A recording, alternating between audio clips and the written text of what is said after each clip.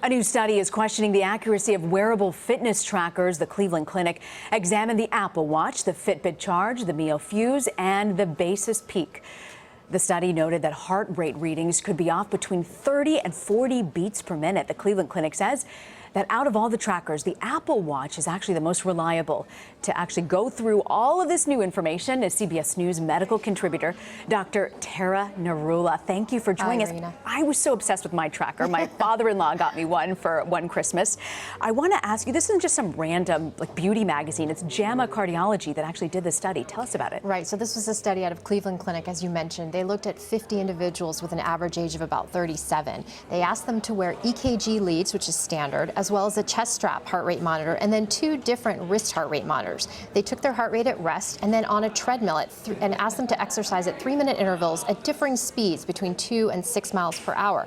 All this time they were recording their heart rate. And what they in fact found is that there was a lot of variability in terms of the accuracy of these different wrist heart rate monitors, with some being accurate 90% of the time and some being accurate 80% of the time, but none of them reaching the accuracy of the chest strap monitor, which was almost perfect in correlating with the EKG. And is that because the chest strap goes right over and it can monitor your heart better? And so there's difference in technology. So the chest strap monitor uses electrodes, which is the same type of thing that we use when we put EKG stickers on you and leads and wires. It's measuring the electrical impulse or each beat of the heart. That's different from the wrist monitors, which use optical sensory technology. The wrist monitors release an LED light, and that essentially works with the blood flow in the tissues of your wrist or your skin, and then translates all of that into a heart rate. So there can be a lot of inaccuracy if your arm is moving or bouncing around, if there's not good contact with the skin, if your arm is big, small, hairy, sweaty, you name it. So there's a reason why it may be less accurate.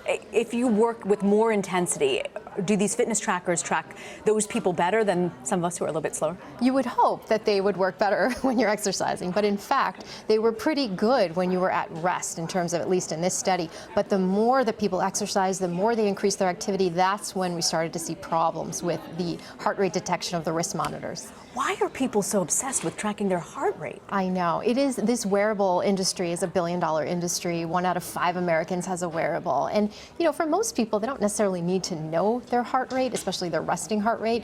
But I think a lot of people do it for different reasons. So some elite athletes, they want to know, are they training in certain heart rate zones?